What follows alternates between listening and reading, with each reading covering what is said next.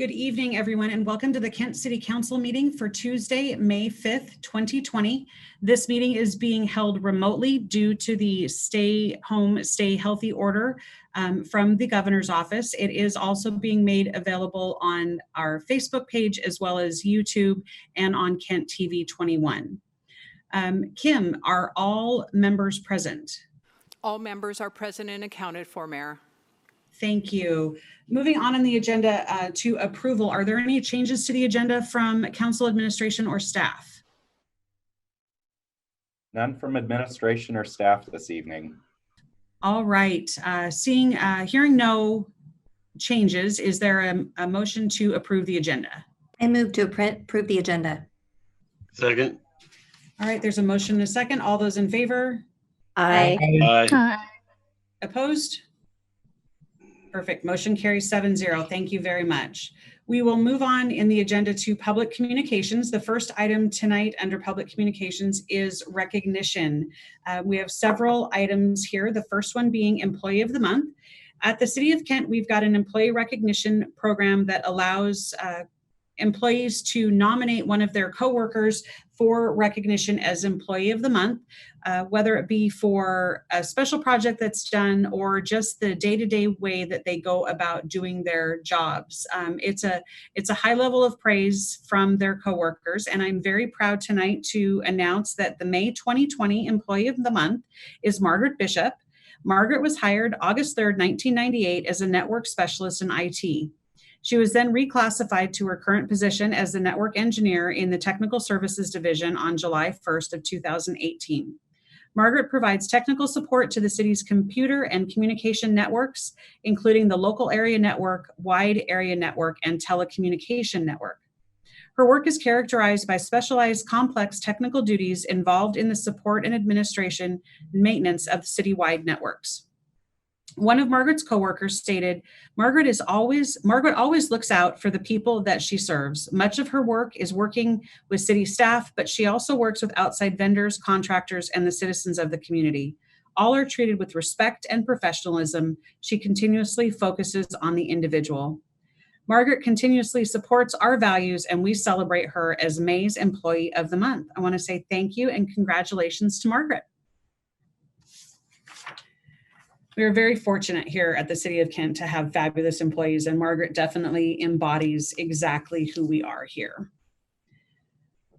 Okay, we are going to move on to appointments to the Kent Parks and Recreation Commission. Council, tonight before you on consent calendar, I am bringing a request to appoint Chad McClung to our Kent Parks and Recreation Committee. Many of you know Chad. He's a 30-year resident for the City of Kent, and he's recently retired from the Boeing Company. Chad was one of our very first residents that participated in the Kent 101 program, where he learned about the inner workings of our government and was impressed with the range and scope of what our Parks and Recreation Department does. So now that he's retired, Chad is looking for ways to invest in his community, and he felt that that energy and dedication to the community would be well served as a member of the Parks and Recreation Commission. So Council, it is before you on consent, and my hope is that you approve Chad McClung to be the newest member of our Parks and Recreation Commission. All right, not listed on the agenda, but the appropriate place for this recognition here is under public recognition. I have 4 proclamations this evening. I will not be reading them in their entirety, but I do want to highlight portions of each one of them as they are all important to our community, and as you'll see in the last 3, important to the work here that the city does to take care of our residents. The first proclamation I have is for Affordable Housing Week. We know that all people should have access to safe, healthy, and affordable homes within communities of opportunity. Everyone benefits from affordable housing, including the people who reside in these properties, their neighbors, businesses, employers, and the community as a whole. The Association of Washington Cities has determined that increasing investment in affordable housing and addressing failing behavioral health system were critical priorities for the 2020 legislative session, and we are requesting a united effort to raise public awareness in communities throughout King County to participate in the Affordable Housing Week. I therefore, Mayor Dana Ralph, proclaim the week of May 11th through 15th as Affordable Housing Week. And we will be presenting this proclamation. The next three proclamations that I have all recognize different work groups here at the City of Kent. The first one is for National Correctional Officers Week. Correctional officers are trained law enforcement professionals dedicated to maintaining safe correctional facilities and ensuring public safety. They are responsible for the custody, care, and rehabilitation of thousands of offenders every year, as well as the maintenance of safe and secure facilities. I would ask that residents of the City of Kent join me in proclaiming the week of May 5th through the 11th as National Correctional Officers Week, and join me in commemorating correctional officers and employees who deserve recognition for their service and should be commended by leaders in the profession and the public for the tremendous job they do and exceptional performance of duties under the most difficult circumstances. I can tell you the City of Kent is one of the only local cities that operates a jail, and our corrections officers have done a fabulous job of maintaining that facility in a safe manner, making sure that they are protecting both the inmates at the jail as well as their coworkers and our population at large. So I want to say a big thank you to our corrections officers in recognition of National Correction Officers Week. The next proclamation I have is for National Police Week. The United States has designated May 15th as Peace Officers Memorial Day and the week in which May 15th falls as National Police Week. Members of the Kent Police Department play an essential role in safeguarding the rights and freedoms of the citizens of Kent. I would ask that residents join me in commemorating law enforcement officers, past and present, who by their faithful and loyal devotion to their responsibilities have rendered a dedicated service to their communities and for preserving the rights and security for all citizens. It is also requested that flags be lowered to half-staff as directed under the presidential order in honor of law enforcement personnel who have, through their courageous deeds, have made the ultimate sacrifice in service to their community, and let us recognize and pay respect to the survivors of our fallen heroes. Again, our police department has been out during this crisis doing their job every day, making sure that they're protecting our residents, keeping lives and property safe, and I am extremely grateful for the work that they are doing and the courage and heroism that they continue to show through this crisis. It's been exceptional, and I am very, very grateful. The final proclamation, you'll be noticing a theme here, is for Public Works Week. So National Public Works Week is the week of May 17th through the 23rd. And it's in recognition of the men and women who provide and maintain public works infrastructure, facilities, and services that are of vital importance to sustainable communities. They're responsible for planning, designing, building, operating, and maintaining the transportation, water, wastewater, drainage, infrastructure, and facilities, as well as solid waste services, transit, and fleet services that are so essential to our citizens. I am proclaiming the week of the May 17th through the 23rd as National Public Works Week in recognition of the contributions they have made to our national health, safety, welfare, and quality of life. Again, another example of essential employees that through this crisis, while many are sheltering in place and staying home to keep their families and the community safe, our public works employees are out there every day making sure that all of that vital infrastructure that we all rely on to stay safe is working and operating. And I want to recognize all of our public works employees and thank them for the job that they do every single day. Okay, that brings us to the end of public recognition, and we will move on to community events. Council President Troutner, my guess is, again, this council meeting, it's a fairly short list. Thank you, Madam Mayor. I have nothing new to report this week. Any other council members have community events? Madam Mayor, this is Councilmember Boyce. Yes. We're looking at having a Sound City PIC Association meeting coming on May 13th. And that meeting right now will be a virtual meeting. Thank you. Okay, perfect. Thank you very much. All right, we are going to move on in the agenda to reports from council and staff. I will start with mine.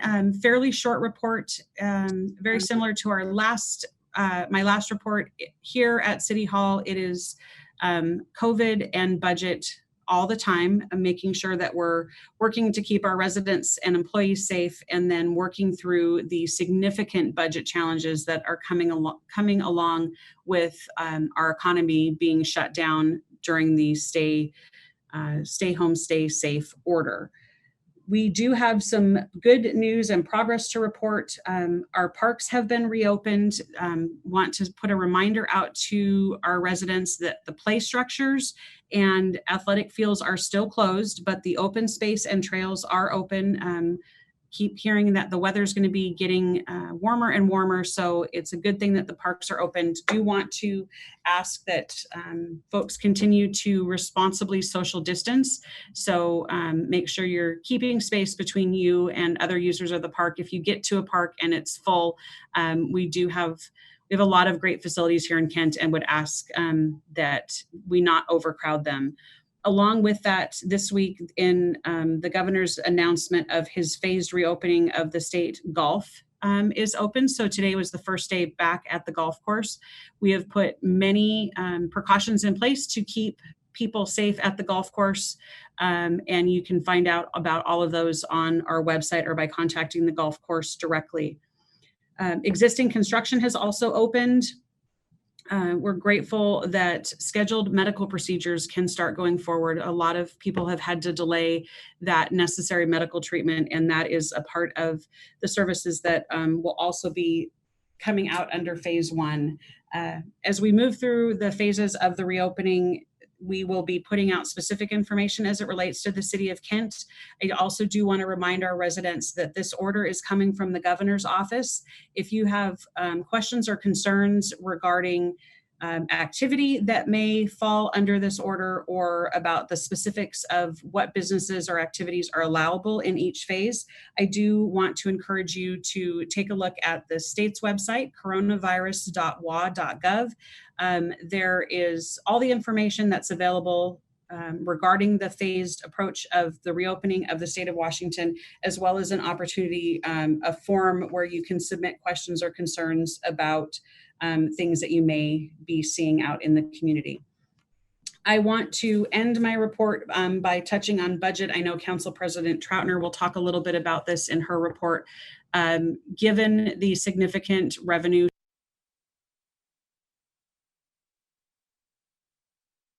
of the state of Washington, we have been working with department directors to determine what cuts need to be made to make sure that we have a responsible budget for 2020, but also that we are sustainable through the next budget biennium of 21-22.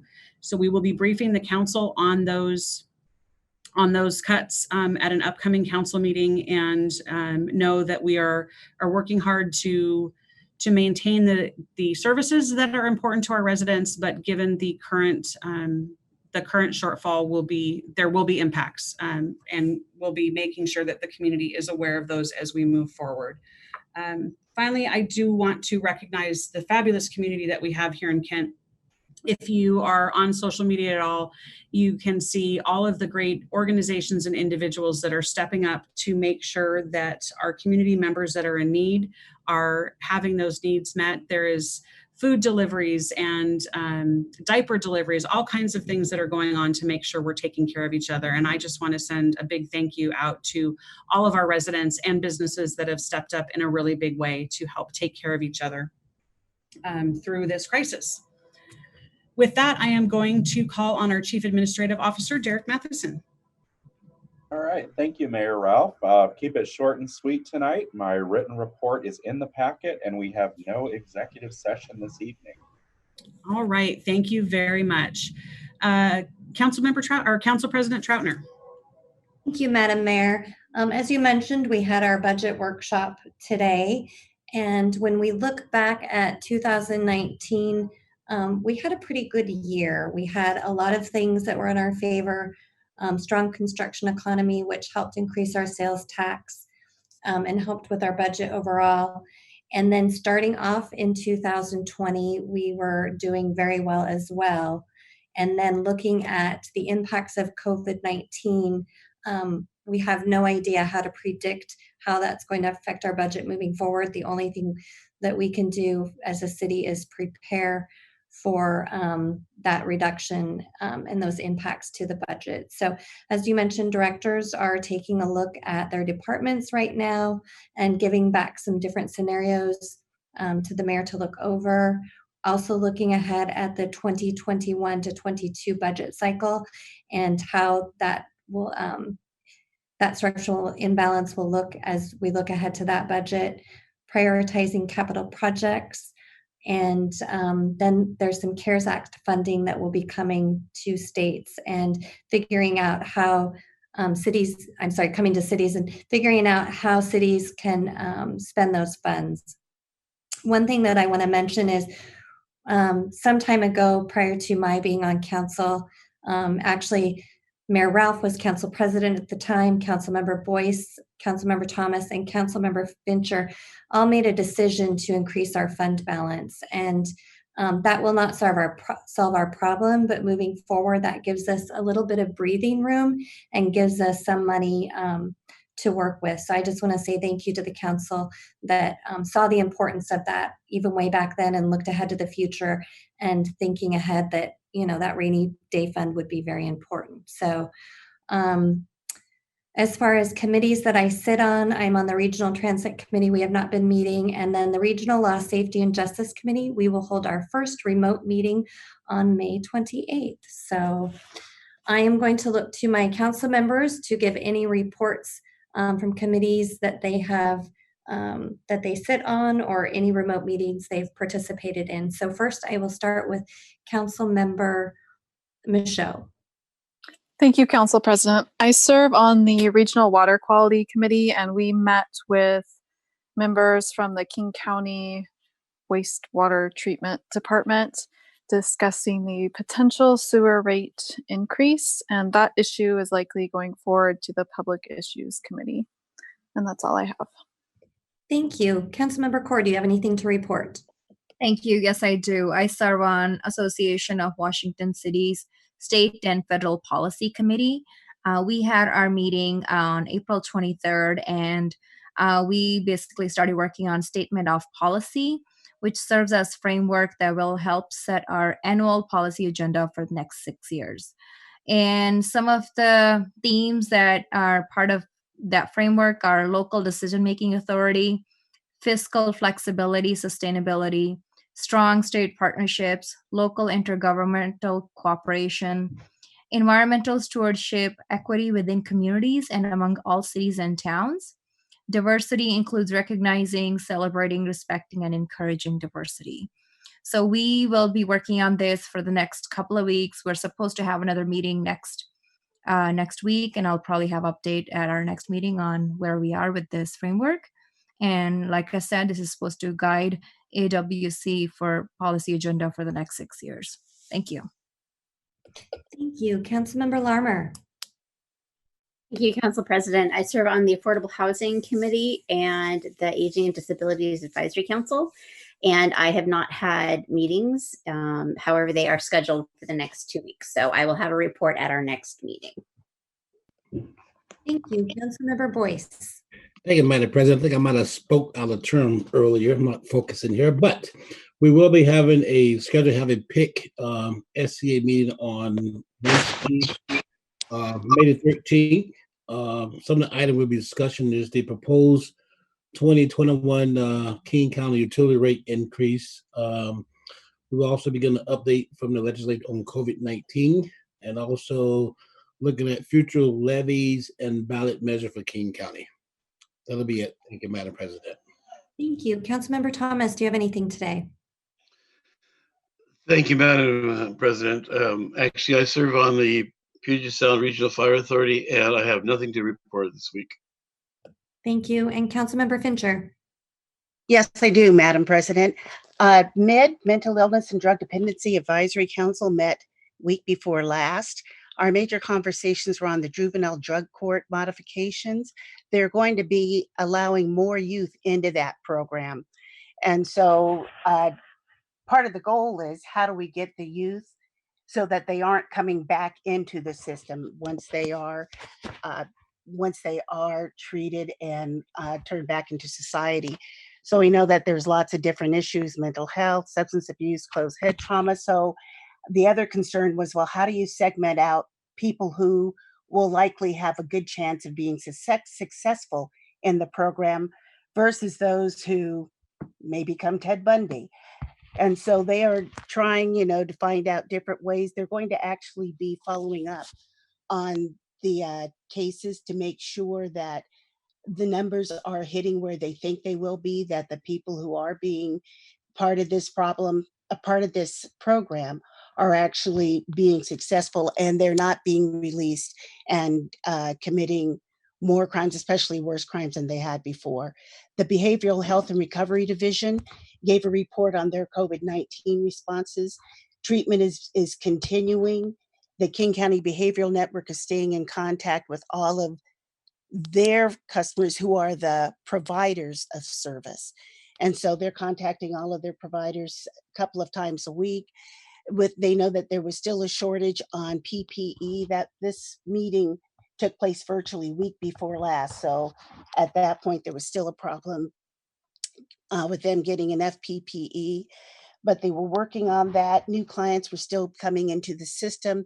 The sobering, detox, opioid services were still being delivered, and things were going along not as usual, but things were definitely progressing along, especially for the clients in that field. And then the news came that they are estimating a $15 million shortfall in the reserve. So that is it for us for this program. Thank you. Thank you, everyone. Madam Mayor, that ends our reports.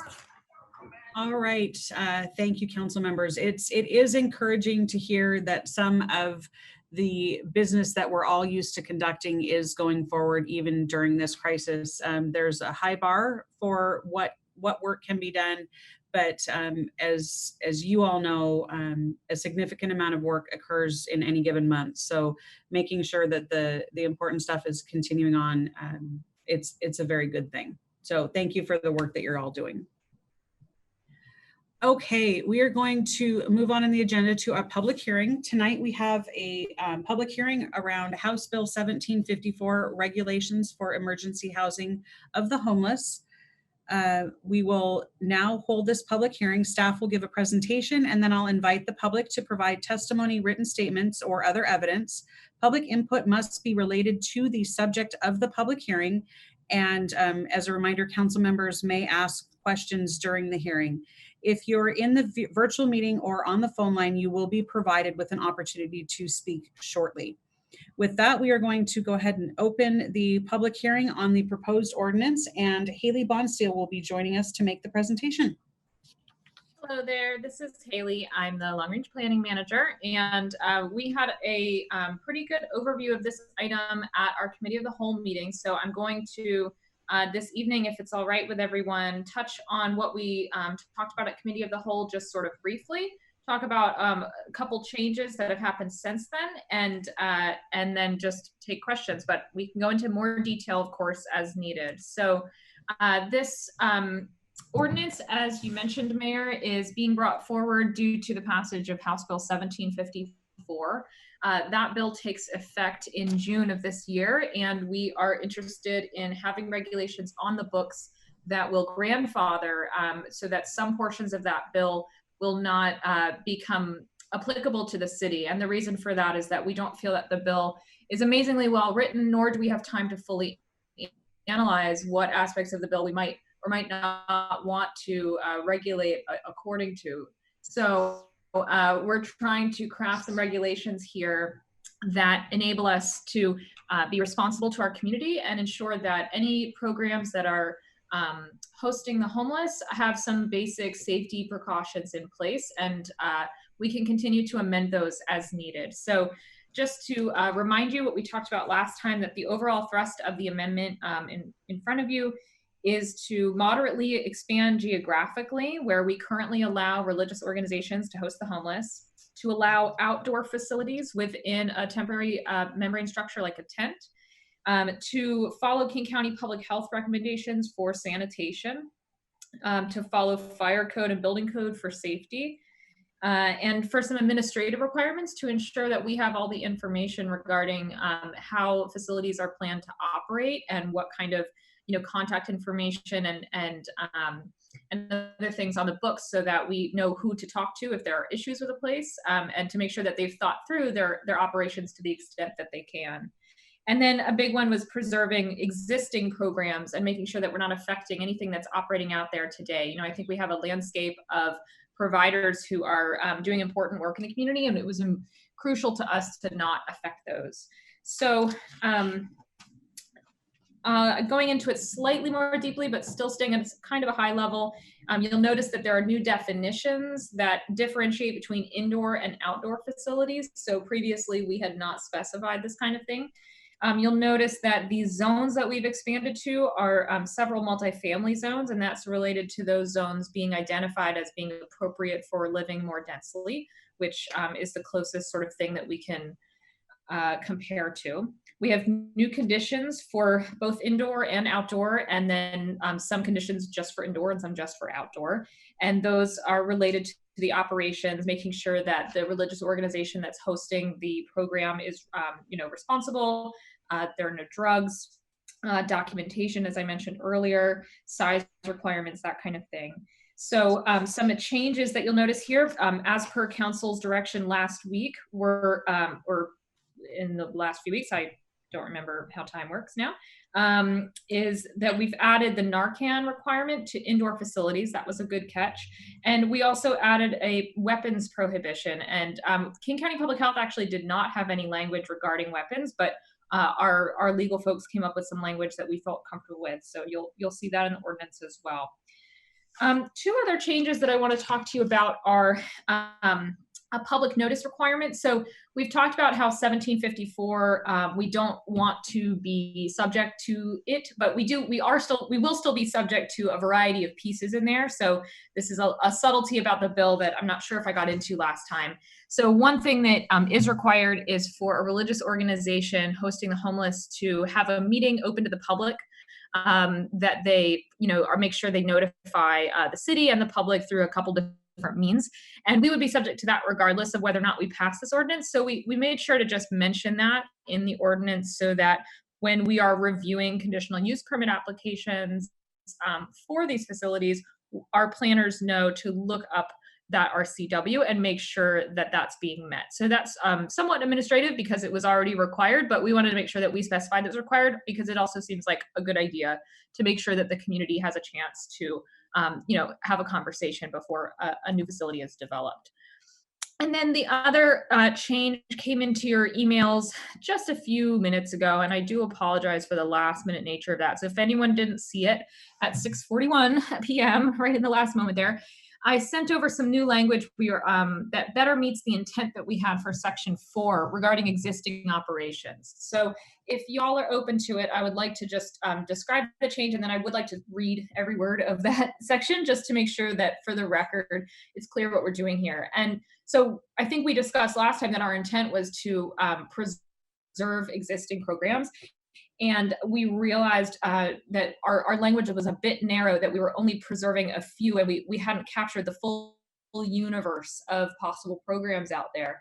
And as I mentioned in my email, that's partly just due to the difficulty of capturing all the different kinds of facilities, because there's quite a variety in how they operate. So we thought about, what if there are facilities that we don't know are operating, but we, figured that if there was a facility that we didn't know about that was not doing well in some way, we would know about it. So if there are folks out there operating under the radar somehow, they must not be having any negative impacts. And so we don't feel too nervous about grandfathering those. So it's really important to us to make sure that the communities that are currently being served can continue to be served. So with that, I'm just going to read through the revised language for Section 4, existing operations. So it says, in accordance with KCC 1508-100, and that's our non-conforming use code, emergency housing facilities that currently exist are considered non-conforming uses of the properties that host the emergency housing facilities.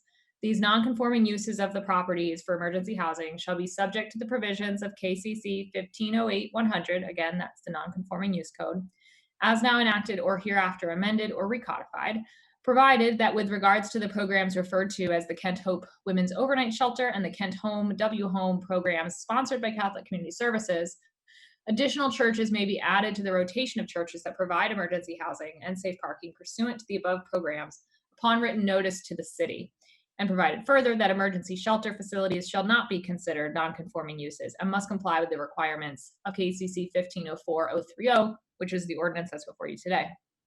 For the purposes of this section, the term emergency housing shall have the meaning set forth in KCC 1502-131, which is also in the ordinance today, and safe parking shall be subject to the provisions of RCW 35A21-362G, which is a state law, as enacted pursuant to House Bill 1754. The provisions of subsection KCC 1504-030 footnotes 31 and 35 shall not apply to severe weather shelters that are activated in partnership with the City of Kent, and quarantine facilities shall not be considered emergency housing facilities and are not considered non-conforming uses. So thank you for bearing with that string of letters and numbers. I think hopefully the intent is very clear. And as we've mentioned before, if we need to come back and amend this, we can do that and still be grandfathered from 1754 generally. But I just wanted to make sure that everyone was familiar with that language, since that is distinct from what is in the packet. And we'll be amending that ordinance tomorrow if you agree with that. And I think we have an amended motion for you to include that language as well. So we can go into more details on any aspect of the ordinance that y'all like, or aspects of the bill that you have questions about. And we also have folks on the phone who have more information about our existing programs and services if you have questions about that. And I think that's a good place for me to stop. Thank you. Thank you, Haley, very much. Council, Madam Chair. Councilmember Thomas. Thank you, Madam Mayor and Council President. Haley, last week, Councilmember Larimer mentioned something that I agreed on, was concerned about, and I wondered if you were able to follow up on that. Yes, was that the item about weapons? I think so. Is that right, Councilor Larimer? Yeah, I had a question. I'd noticed that there was a prohibition on drugs, but there was not a prohibition spelled out for. That's right. That's right. Yeah, so we did go ahead and add in a prohibition on weapons per that comment. Okay, thank you. And second question, Madam Mayor, did we receive any written questions for Haley? Yes, Councilmember Thomas, we'll go ahead and when we open it up for public comment, I will read those into the record and then ask for a motion at that time. Excellent, thank you. Okay, Councilmember Fincher. Thank you, Madam Mayor. I just wanted to mention during this time, just for transparency, that I work for Holy Spirit, which does house the, as you say, W Home. So the women's shelter, but that is not going to be part of, it's not going to be affected by ordinance. And so that was just for transparency. I will be objective in my decision. Thank you. Okay, thank you. Any other council members have questions? All right, I would now like to invite the public to provide testimony, both written or other evidence. Kim, do we have anyone on the line that is wishing to provide verbal testimony this evening? I don't see anybody.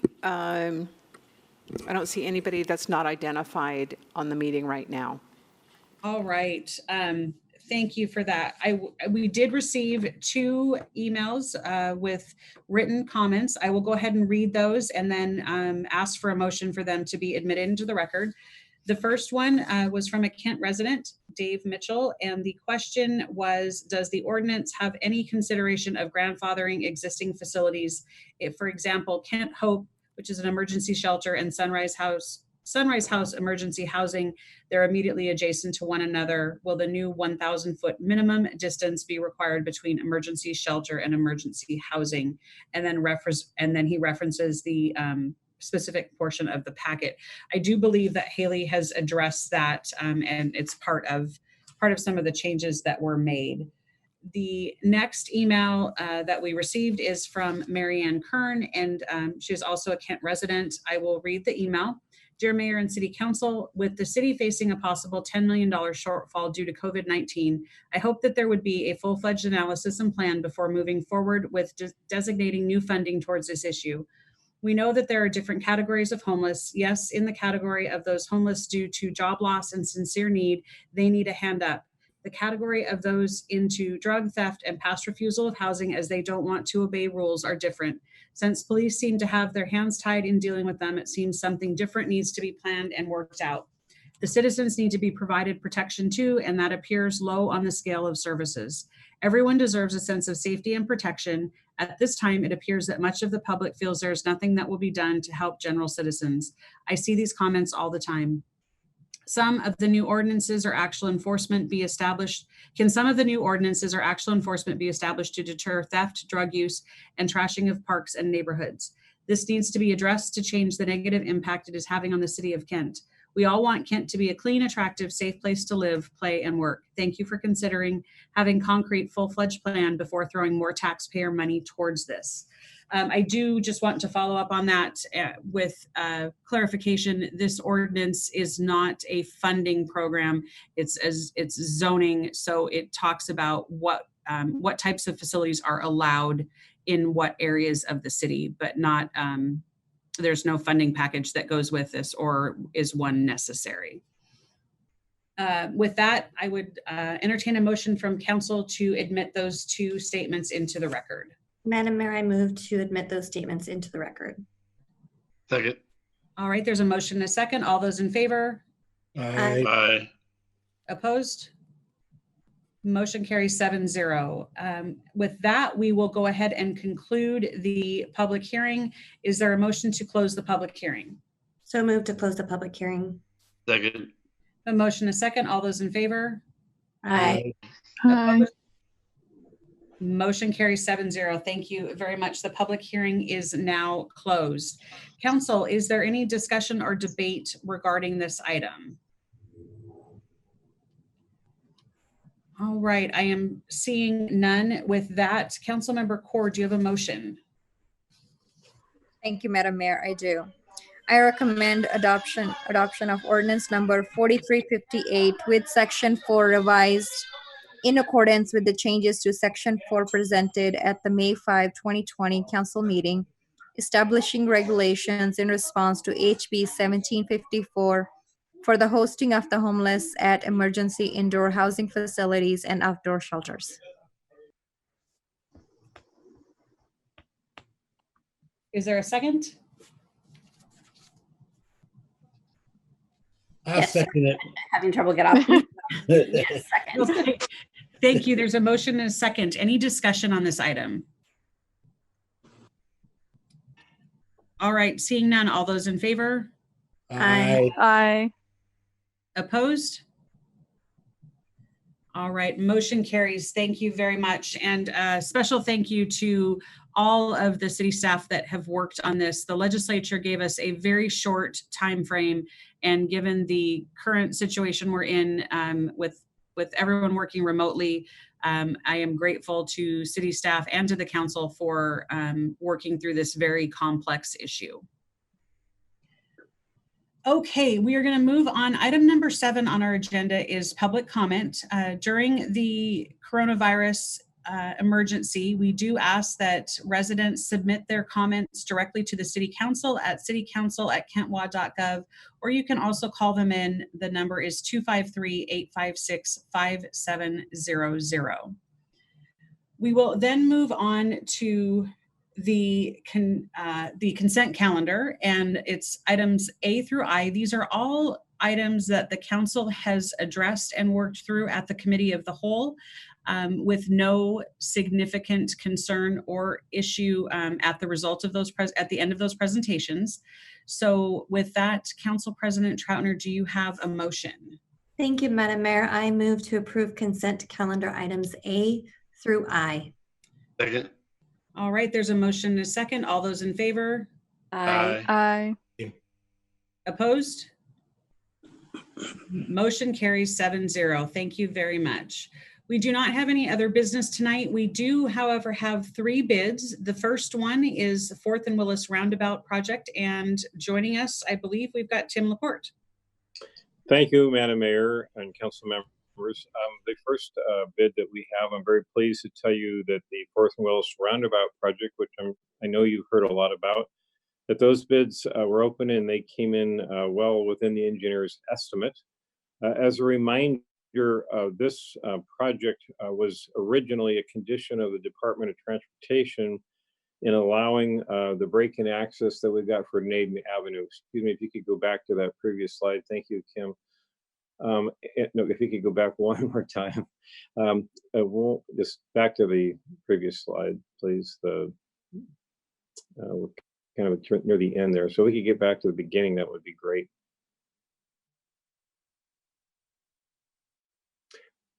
Yeah, there we go. Okay, so the Naden Avenue break-in access, whoops, keep going backward. Yeah, the Naden Avenue break-in access is directly north of the, well, it's not in Cambridge, but at any rate, we'll have to use our imagination a little bit. At any rate, it's directly, well, it's right where Naden Avenue actually fronts, thank you, it's that first slide there, please. There, well, okay, that's the second slide. There you go. Thank you, Kim. Boy, it's quick. Okay, you're going to keep me moving along. Let's at any rate, the Naden Avenue break-in access was granted by the state after 20 years of exchange and desire, going way back to Mayor White's term in office. So we finally got it approved, but the state made it really clear that they expected us to build a roundabout and insisted that it be part of our transportation improvement plan. Subsequent to that, Mayor Ralph and others participated in getting a $3 million grant from the state legislature. And subsequent to that, we were able to receive some interest in developing the Naden property, all predicated on building this roundabout. So the Naden property is being developed with the understanding that this roundabout would allow greater access. So essentially, we had a very strong commitment to the state DOT, a strong commitment to the state legislature who authorized this $3 million grant, as well as the future developers of the Naden property to actually build this roundabout.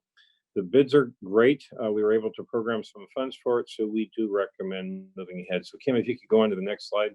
That's what the middle of it will look like. And then if you could go on to the last slide again. And so again, that's the project location. So we're slated to do that work. It does need to be done in the summer months, and we do recommend awarding to the low bidder active construction. They've done work for us in the past, and we're happy with their work. So it's $4,759,759, well below the engineer's estimate, and well within our budget ability to do this. I'm available for any questions. Council members, any questions for Tim on this item? All right, seeing none. Councilmember Larmer, do you have a motion? I do, thank you. I move to award the Willis Street and 4th Avenue South Roundabout project to Active Construction, Inc. in the amount of $4,759,759 and authorize the mayor to sign all necessary documents subject to final terms and conditions acceptable to the city attorney and public works director. Second. All right, I've got a motion and a second. Any discussion? Seeing none, all those in favor? Aye. Aye. Aye. Opposed? Motion carries 7-0. Thank you. Tim, next item, 76th Avenue South improvements. Thank you, Mayor and council members. 76th Avenue has long been a problem for the city. It's way, way, way low. It's the only way in and out for a number of the businesses along there. And Blue Origin was the last and newest development to occur along there. I know that we've all been in that facility for the mayor's State of the City address. When Blue Origin was planning to build on that property, we told them that we were planning to raise the road. And so they proceeded ahead, assuming that we were going to eventually raise the road. And of course, this past winter, these pictures are all taken from this past winter. demonstrated the need to do that. Well, along the way, we were discussing this project with our favorite funding partner, the Transportation Improvement Board, and they noted that this project might be eligible for a $2.5 million economic incentive grant, which subsequently we were authorized just before Thanksgiving. So we were delighted to get that grant. However, they had a very strong caveat that it had to be built in the year 2020, which is now. It was a very important thing. So we committed to that to get to 2.5 million. We also committed to Blue Origin that we would be raising the road. And again, it's one of our most expensive roads to maintain anyway, because it falls apart very quickly into that truck traffic. So we do recommend moving ahead with this project. Again, the bids came in very good. We're very delighted. This is a great time to be bidding projects, I'll tell you. But we had 9 bidders, just incredible. And again, the low bidder was well below the engineer's estimate, almost $500,000 less.